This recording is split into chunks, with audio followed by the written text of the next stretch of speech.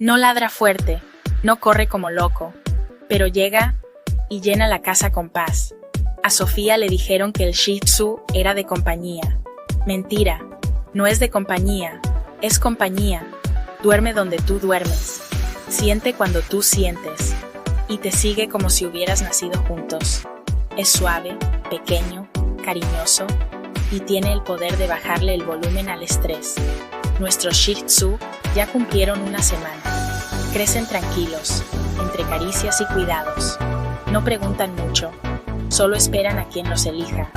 Mándanos un mensaje privado, porque a veces lo que te falta es alguien que te mire como él.